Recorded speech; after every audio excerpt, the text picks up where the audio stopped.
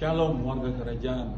Hari ini saya akan berusaha untuk membagi tentang gereja sebagai manifestasi kerajaan Allah di dunia ini.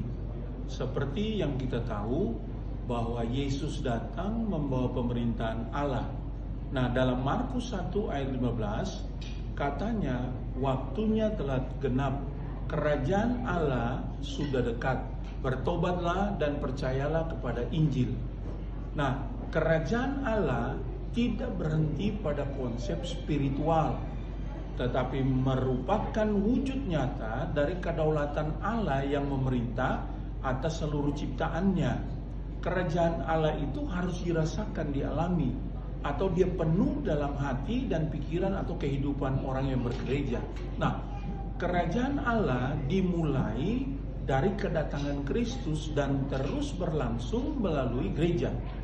Gereja harus sadar bahwa gereja itu bukan kerajaan itu sendiri, tetapi alat dan agen untuk menyatakan kerajaan Allah. Nah, Bapak Ibu, kerajaan Allah adalah pemerintahan, bukan sebuah agama. Kita tahu tidak pernah ada ayat yang membicarakan bahwa Yesus itu datang dan membuat sebuah aliran atau agama. Yesus tidak membawa agama, tetapi memulihkan pemerintahan Allah di bumi. Itu salah satu tujuan daripada kedatangan Kristus. Nah, Lukas 17 ayat 21 juga orang tidak dapat mengatakan, lihat, ia ada di sini atau ia ada di sana, sebab sesungguhnya kerajaan Allah ada di antara kamu. Bapak Ibu, kerajaan bukan tempat. Dia tidak bicara soal tempat, gedung, tapi melainkan realitas pemerintahan Allah di dalam hati dan komunitas. Nah, kerajaan Allah itu memerintah dalam kehidupan gereja dan kehidupan orang yang berjemaat. Kita sebagai warga kerajaan harus bisa merasakan pemerintahan itu di dalam pikiran kita, dalam hati kita, dalam semua aspek pemerintahan itu mempengaruhi kehidupan kita. Nah, agama menekankan ritual, kerajaan menekankan otoritas, nilai dan budaya sorga. Kehidupan kita mencerminkan kerajaan itu dan nilai-nilainya. Amin. Nah, gereja juga sebagai ekspresi dan alat kerajaan Allah.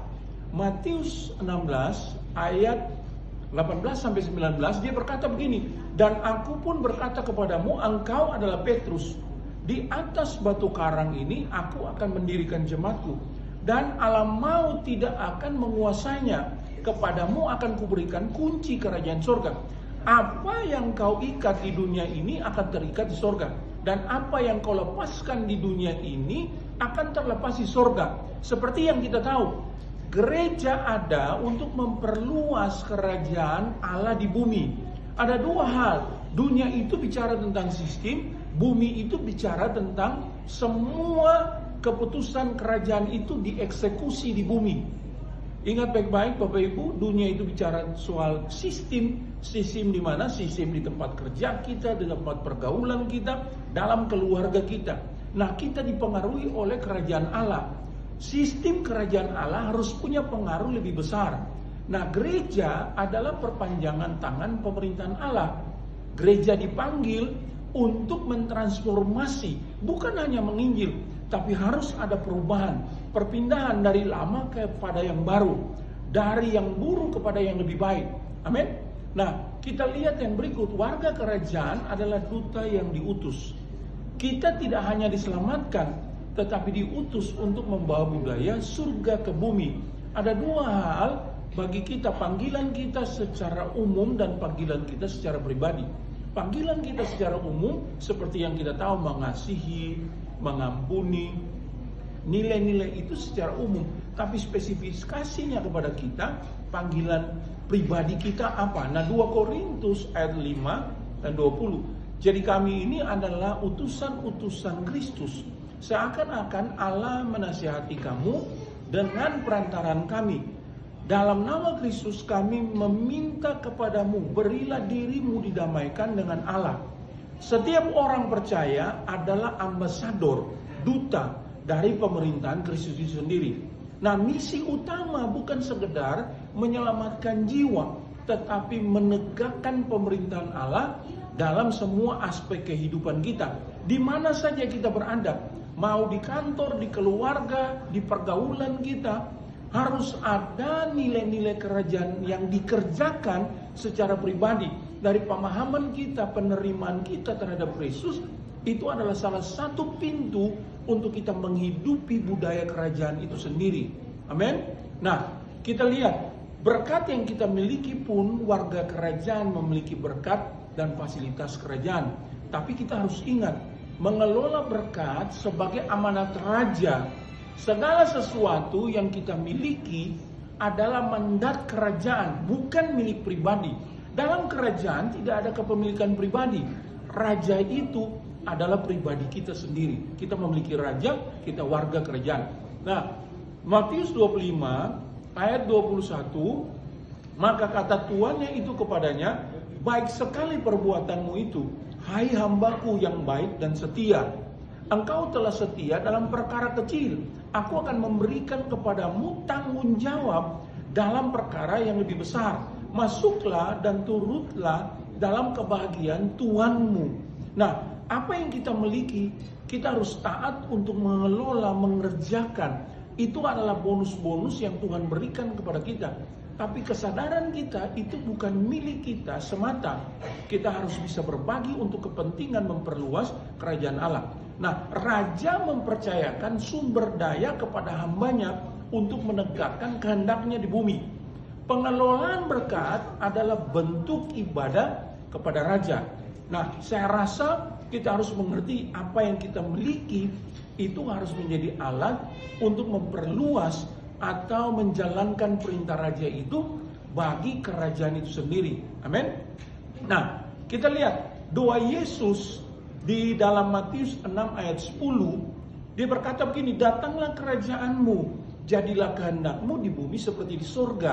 Lihat, doa Yesus adalah visi hidup kerajaan. Nah, datanglah kerajaanmu bukan sekedar doa, tapi mandat eksistensial gereja. Nah, doa Yesus adalah blueprint teologis untuk seluruh pelayanan gereja. Itu seperti salah satu izin yang keluar untuk gereja bisa bekerja, mengerjakan visi kerajaan itu sendiri. Nah, gereja yang setia hidup untuk mewujudkan kehendak seorang raja, kehendak kerajaan itu sendiri. Apa yang dikehendaki itu harus dihidupi. Nah, gereja juga sebagai gambaran surga di bumi. Kenapa? Karena kerajaan Allah nyata ketika gereja hidup dalam otoritas dan kasih raja. Filipi 2 ayat 10-11, supaya dalam nama Yesus bertekuk lutut segala yang ada di langit dan yang ada di atas bumi dan yang ada di bawah bumi, dan segala lidah mengaku Yesus Kristus adalah Tuhan bagi kemuliaan Allah Bapa. Nah, gereja yang hidup dalam otoritas Kristus akan membawa perubahan sosial dan spiritual. Itu pengaruhnya. Kita ini adalah pembawa kuasa untuk merubah segala sesuatu yang tidak mungkin menjadi mungkin. Apa yang kita percayai itu adalah sebuah misi bagi kita, bagi gereja, bagi kehidupan kita pribadi maupun bagi kehidupan keluarga, pekerjaan, di dalam semua nilai ini. Nah, gereja dipanggil bukan untuk beradaptasi dengan dunia, tetapi mempengaruhi dunia dengan budaya kerajaan. Nah, pesan terakhir dari apa yang saya mau bawa adalah saat gereja berpikir dan bertindak seperti raja, kerajaan Allah tidak lagi menjadi wacana, tapi menjadi kenyataan di bumi. Tuhan Yesus berkati. Haleluya. Amin.